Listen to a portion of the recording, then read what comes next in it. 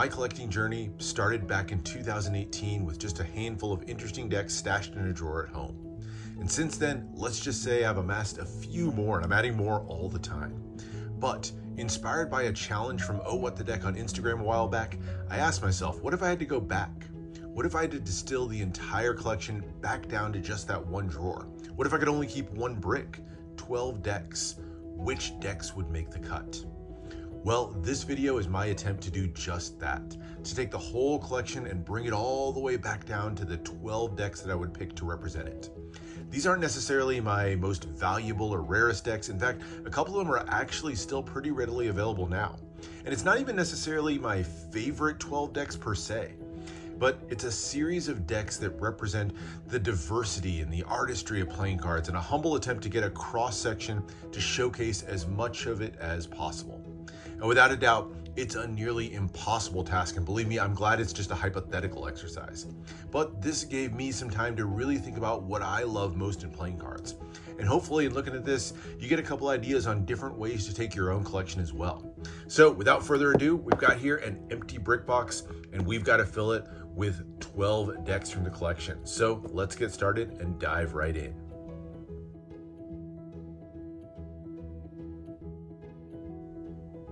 Well, the first one making its way into the brick is Pagan Ivory Edition from Usi Playing Cards. Usi is based out of Michigan, and Pagan is drawn by the immensely talented Linnea Gitz. It's a deck that celebrates some of the pagan religions throughout time and a real connection with nature through the deck. And it features some of the most stunning artwork you'll see anywhere. Obviously, the tuck box is really elegantly done, nice use of gold foil in kind of a restrained way, but the art of the cards is really what stands out to me and is the reason that this one's got to be in the brick. Beautiful, kind of classic feeling back design, but the artwork of the courts and the jokers is really where the deck stands out, and in particular those court cards. See, for this one, the deck was meant to celebrate some of the pagan religions throughout time and features watercolor style art from Linnea Gitz. She's such a talented artist and really is able to bring different cultures and different religions to life through the cards. A mixture of kind of lighter, naturalistic feeling cards with the much more dark and mysterious cards you'll see on some of the other suits. It's a beautiful set of courts and one that really draws on the theme incredibly well. All in all, the deck's been made in several different colors, several different releases over time, and there's even a tarot version of the deck. But the Ivory edition of the deck is one of the originals and definitely one of the special decks in my collection. So, first entry into the final brick.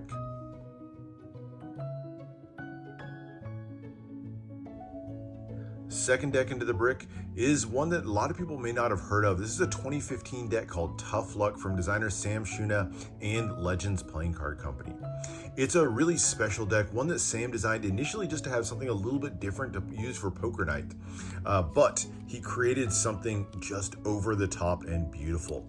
Tuck box on this one is fantastic. It has a pearlescent stock, and you can see that embossing done with a wood grain style to give this one a really unique texture overall. Great little pops of color with the red there, and the cards themselves hold true to that poker night style. Very classic feeling back design, nothing too out of the ordinary, and even jokers, aces, and pips that, they're nice, but nothing really stand out. It's not until you get to the court cards, though, that this entire deck pops to life. It features larger than life, full bleed court cards, and just fantastic artistry. Great pops of color, even though it's only 3 colors, the black, the white, or I guess 4 colors, black, white, silver, and then that bright orangish red. It has just so much dynamicism and life to them. And I love the idea of the two-sided courts kind of going after that tough luck theme. So for example, here you have the king on one side and then him in death on the other side. Each one of the court cards kind of tells 2 sides of a story through the 2 sides of the courts. They're beautiful, diverse, feature an entire bizarre cast of characters throughout, and just fantastically drawn. The King of Clubs here, probably my favorite. The two kings playing chess on the board here.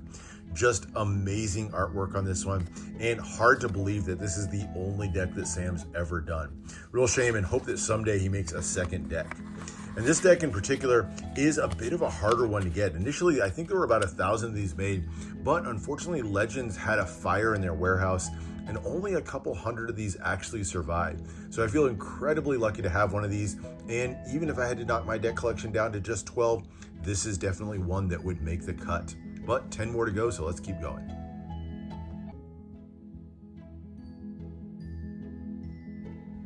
Continuing with the brick, we come to my third selection, and this one comes from Nikolai Arrow. This is from his Ragnarok series of decks. This one's called Jormungandr. It's a beautiful Norse mythology deck and highlights one of the most talented court artists that exist anywhere. This one, just like the previous deck, done on a pearlescent stock, this time on that navy blue, gives it a really unique shine, and you can see the namesake of the deck, Jormungandr, the world serpent, twisting its way on the sides of the deck. It's a really striking design to the tuck box, makes great use of the negative space to give you a really dramatic look to the deck. But I mentioned the court cards, and obviously that's where this one's going to have its most life. Definitely a theme for me. I love court cards. So Ragnarok is one of the final battles of the gods, where many of the major gods of Norse mythology end up perishing, and you can see those characters brought to life on the cards within the deck. They're just amazing illustrations, all done in black and white, almost like a pen and ink style sketch, and just amazing depth to the characters. The shading, the life throughout them, the expressions through the faces, like the rage that you find here on Fenris. Just absolutely stunning work on these. I love mythology in decks, and so those are always going to be get a few extra bonus points for me, but this is got to be the best Norse mythology deck that I've seen anywhere. I mean, just take a look at that. Look at Odin there as the King of Diamonds. I absolutely love this deck.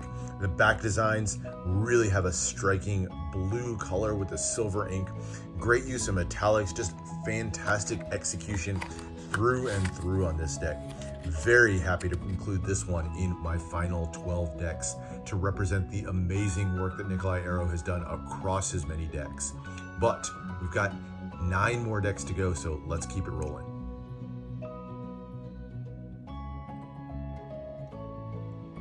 We've reached the 4th deck into the brick, and for this one I've chosen Pinocchio Vermilion from Elettra.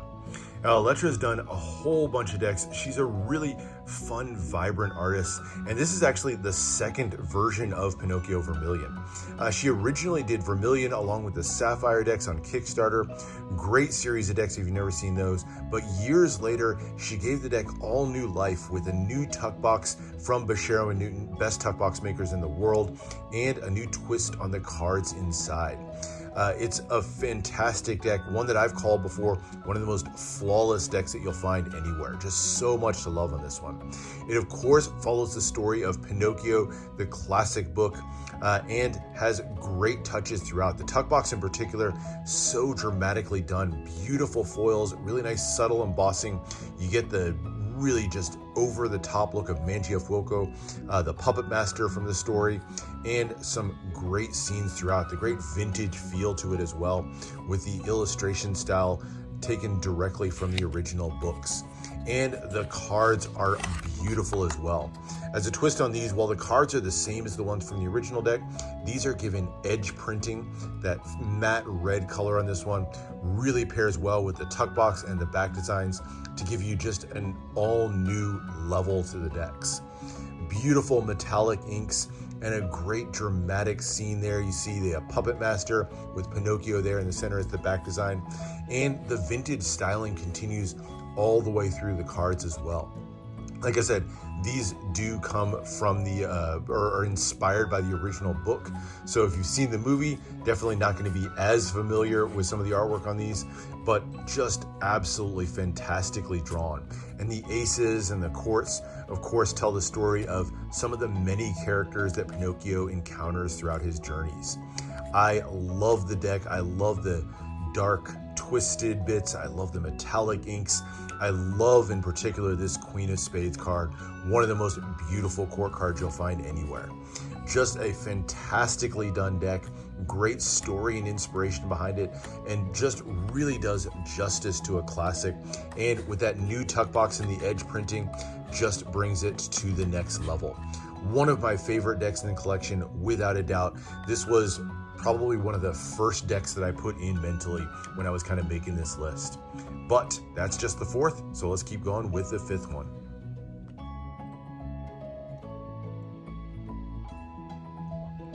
Next up is a deck that many have called the greatest deck ever made, and I'm not going to argue with you if you think that's the case. This one is Room 17 from Lorenzo over at Stockholm 17. Now, Lorenzo is obviously one of the biggest names in playing card design today. He has so many hits to his name, but this deck really, to me, is one of his crowning achievements. This is the second version of a deck that he made, House of the Rising Spades. Great name to the deck, but for Room 17, it got an all-new, over-the-top luxury tuck box and gilding on the cards. It's a beautiful deck, and I love the embossing and the sort of mysterious look to this one. The runes covering the deck, even a little cutout here for the keyhole in the center of the spades, all gives you a sense of mystery to the deck overall. And fitting because there's actually a puzzle that you can solve that goes with the deck. But we're here to talk about the cards, and they are amazing as well. The faces of the cards and the backs are going to be the same if you've seen the House of the Rising Spade deck, that black with the gold cold foil, but these add that gold gilding on this one to give it just that extra air of luxury. It does have that extra card there. This is all part of that puzzle that I mentioned before, and the cards themselves are absolutely stunning. The gold foil completely on the back. You know, you see this on more decks nowadays, but at the time, this was just so over the top, and it stands out as a really unique deck as well still today. Beautiful gold borders on these, and that kind of classic vintage inspired style with the one-way pips. And the court cards are just something else. One-way courts, I love one-way courts. I think they really give you kind of extra canvas to showcase the cards, and a unique cast of characters as we travel through the manor that represents the deck. I absolutely love the court cards. You know, every single one you can just kind of stare at forever. It's a piece of art, and just so much great stuff going on with each of these. In particular, one of my favorite court cards that you'll see anywhere is here on the King of Hearts with that lion mask or crown there and the sword at his side. There's nothing not to like about this deck. It is beautiful from front to back, and with the Room 17 version of the deck, it fixes what I thought was probably the weakest point of the original House of the Rising Spade deck with the tucks. But to give it this beautiful red tuck on top of what was already an amazing deck, I mean, just so much great stuff to say about this one. And so another easy selection for that final brick, we go with Lorenzo and Room 17.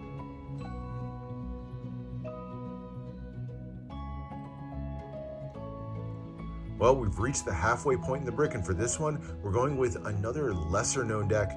This time it's Highland Fauna from Tomsky and Polanski.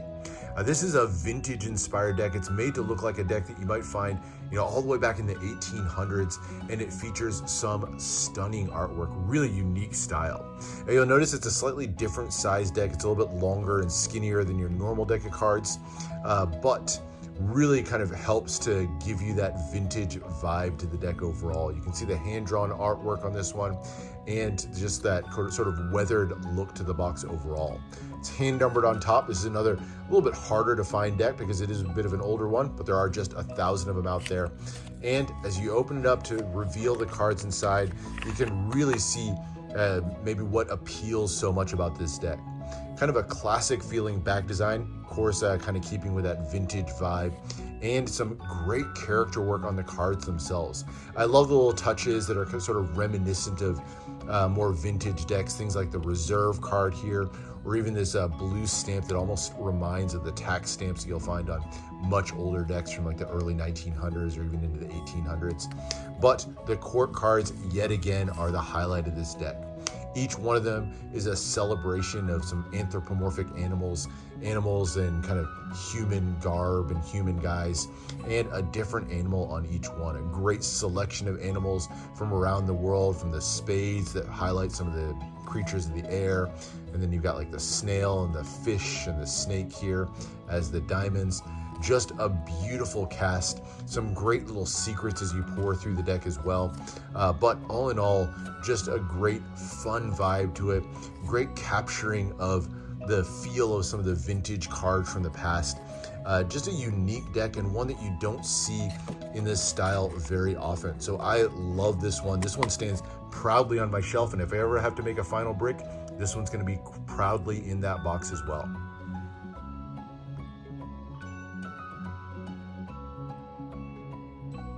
Seventh deck in, and this one we're going with Lautrec and Blue Silk. A lot of the decks I talked about before, it's really the artistry, the stories, the depth of the courts that really draws me in. But for this one, it's all about technical excellence and experimentation. And Lautrec is a master of both. He loves to tinker around with different techniques, and particularly using foils in new and interesting ways. And Blue Silk, I think, is one of the best examples of that he's done. It's all done with foil, and it uses textures of foil to create layers and depths never before seen with the medium. It's a beautiful effect that he's able to create as well. You can see here the mixture of those gold and teal foils with a very classic feeling artwork on this one really kind of brings everything to life. It's a beautiful tuck box, but it's the cards that really highlight the effect better than anything.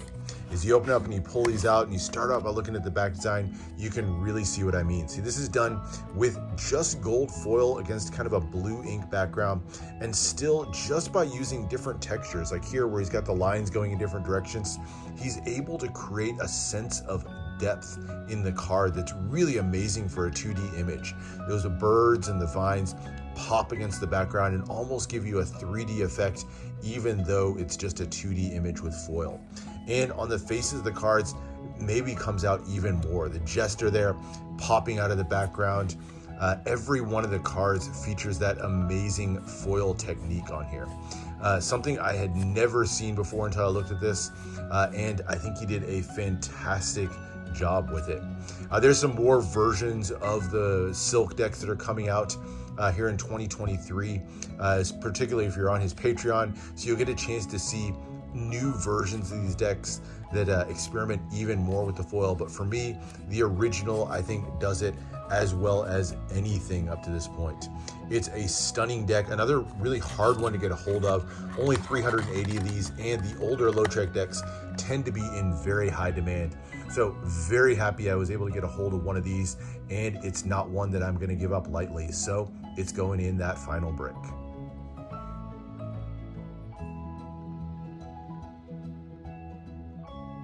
The next deck in comes from one of my favorite creators out there. This is the Green Man from Yoku Playing Cards. Yoku and artist Alessandro Gagliano do amazing work exploring the depth of different mythologies of the world. In particular, this one going into a connection with nature and the Green Man. A lot to love on this one. The tuck box in particular really stands out to me. These are done by Bashar and Newton. I've mentioned them before, and they killed it with this tuck box. You can see the intricacy of the foil, the super fine lines, the really detailed and precise embossing they're able to achieve throughout this tuck box. Really gives it that just super luxury feel on this one. A phenomenal tuck box, one of the best and most detailed you'll find anywhere. Love the interior printing with the Green Man peeking out as well. And Alessandro's work on the cards on these is absolutely stunning. Tremendous detail and artwork on this one, bringing in all sorts of facets of nature. The entire deck is just brimming with life. I love so much about this one. I love her character design on these, the whimsical fairies that you see here on the Jokers. There's a depiction of the Green Man as the Ace of Spades, and the unique touches even on the pips. each one bringing in some sort of plant life from the world. Every single pip or every single number card on here featuring a different plant throughout the world. But it's those core cards yet again that are some of the best to me. And for these, they dive super deep into some of the mythologies of the world. Some of them you'll see Greek mythology, you'll see stories from different writers throughout history, or just pagan gods and goddesses all highlighted throughout the cards. They are stunningly done, beautifully put together cards, and just a fantastic deck from top to bottom. I mean, look at that. There's a look at Athena as the Queen of Clubs, the power and the majesty that she features on this one, and then down to some of the different plants that are on here. Every detail on here so well thought out. I mean, look at that. That is probably the most perfect court card that you'll ever see there as the Queen of Hearts. Just a phenomenal deck through and through. I was a follower. I was the second backer on the very first Yoku campaign with Felidae, and I've been a backer on every campaign since. We'll be on a backer on every campaign they ever do. I love the artwork. I love Alessandra's work, and I love the research and the depth that they put into their decks. Really special, but for me, the Green Man, the original Green Man, is always going to hold a special place in my heart, and so it goes into the brick.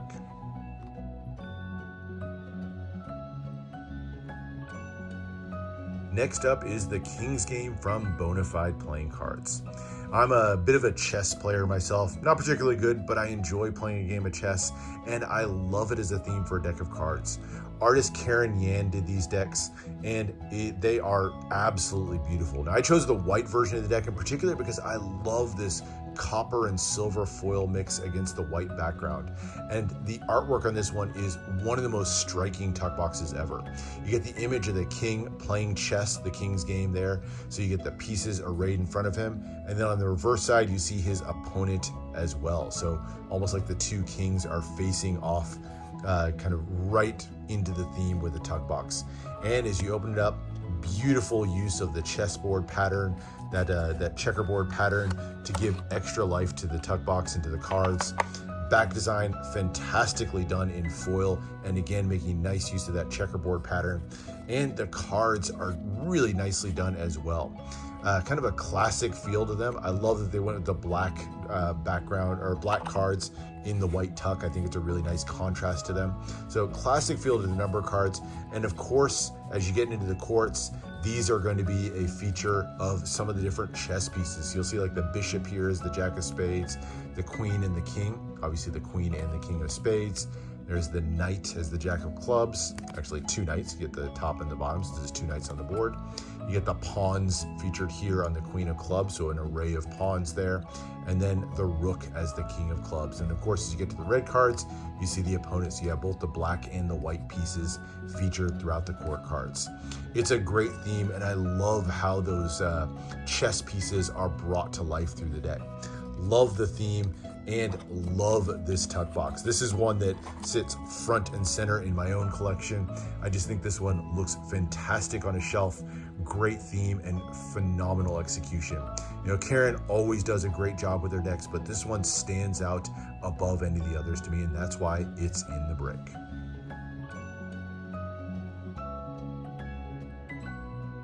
Now, anyone who knows me knows that there was no chance we were going to get through a final brick without having at least one Third Way Industries deck in there.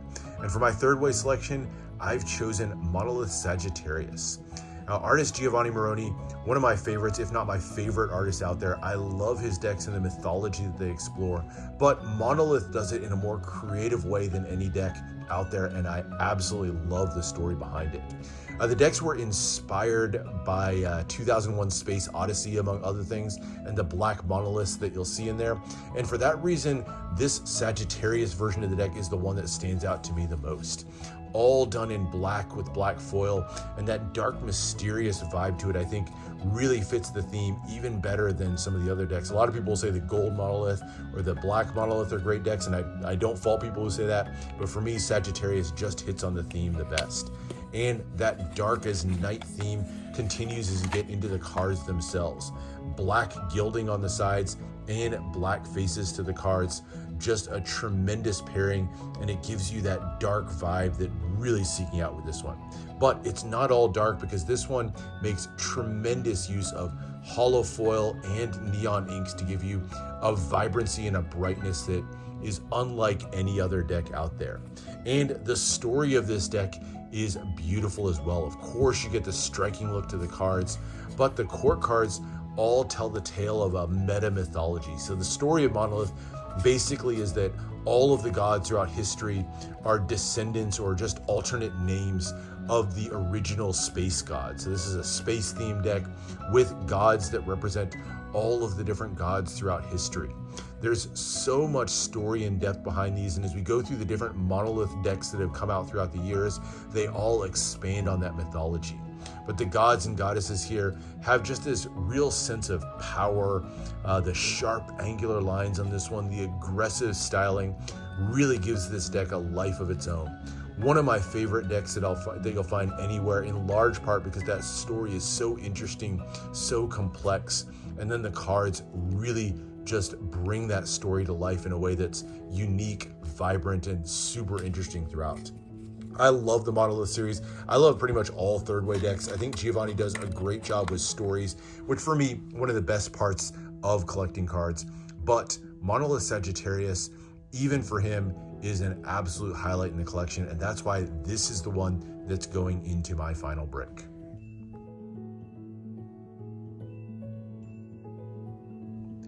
Well, only 2 decks left to go into the brick, and for my next to last selection, I've chosen Hindsight from Seasons Playing Cards. This is the 2020 deck, or one of the 2020 decks from the NPCCD Collection Series. National Playing Card Collection Day is something that Seasons highlights every single year, producing a different and unique deck every single time. And this one is one of the most interesting concepts you'll see anywhere. It's a deck that's inspired by the story of Pandora's box. Pandora was given a box by the gods and warned not to open it.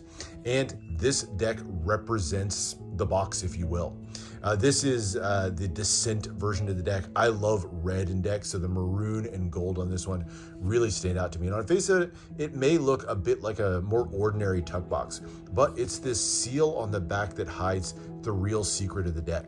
Just like Pandora's box, you're given a warning to beware before opening this one, but if you choose to cut through that seal, you can see the entire box unfold to give you a really just unique looking tuck box. I love how it opens up, revealing extra scenes on the inside or on the interior here, and bringing in a whole new life to the cards.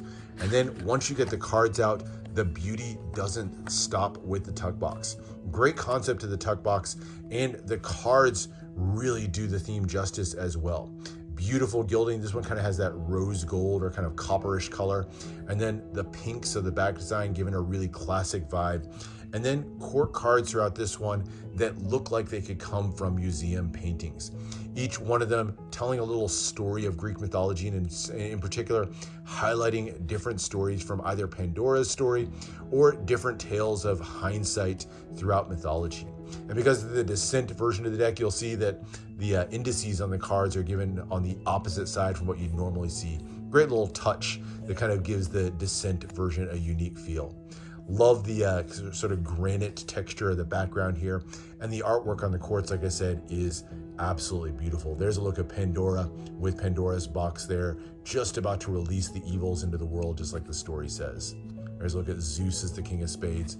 Just a fantastic deck overall, and it's the conceptual brilliance of this one that really gives it that special place in my heart.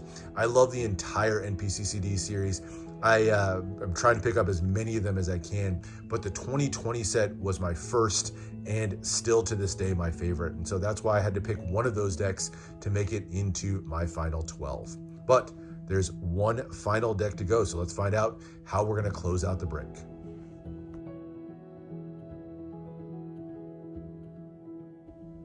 And this is the final deck into the brick.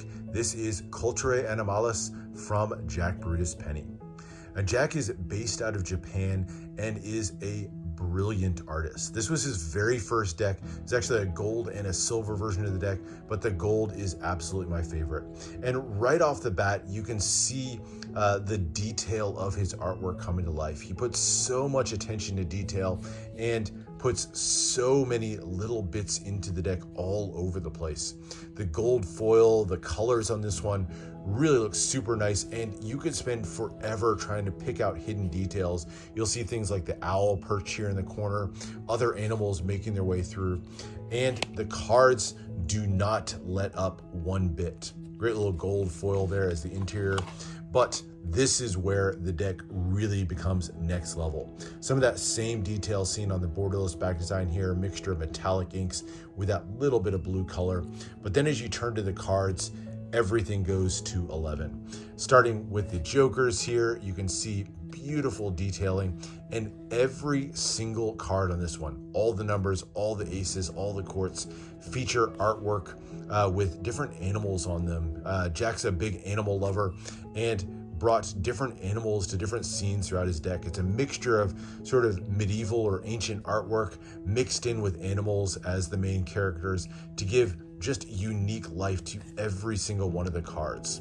And I will say, won't point out all of them, but there are Easter eggs galore in this deck. There's hidden messages, hidden words, meaning to every bit of this one. So no matter how much detail you see, there's even more to uncover the longer that you look at this one. One of my favorite features are the triptych quartz that he uses. So you can take the quartz and you can line them up, and they form an entire triptych scene in them. Just amazing detail. Love the black ink that's used for the black cards, and then the red for the red cards. Just an outstanding deck. And that 7 of diamonds, one of my favorite cards in any deck of any type. Just a beautiful series of artwork put through all the decks. There is almost nobody out there who's putting as much work into his decks as Jack does, and it shows so well. I'm glad that he's continued on to make a few other decks. Sensu is another one of my favorite decks out there. And if you like his work, I would recommend going to check out his Patreon, where you can see more of what he's doing with his artwork and with his playing cards in the future.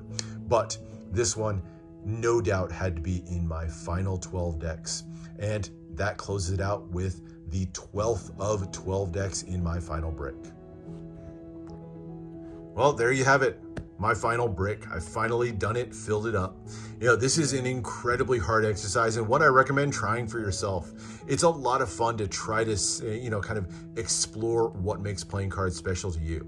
And for me, hopefully this is a deck that represents what I love most about playing cards. So many others I could have chosen, and honestly, if you ask me the same question tomorrow, might get a different answer. But for today, this is it. This is my final brick. The 12 decks that showcase what I love most about playing cards, whether it's the stories, the artwork, the technical brilliance, so much in this one. I love every deck in this brick. So very excited to have chosen this one. Hopefully you guys enjoyed this journey, maybe saw something a little bit new for yourself as I went through my final brick. But that's it for this one. Puts a wrap on the last brick challenge. Hope you guys enjoyed. Make sure to subscribe for more deck reviews, more unboxings. Let me know what else you want to see. Maybe if you want to see a review of one of the decks in here, and I'll see you for the next one.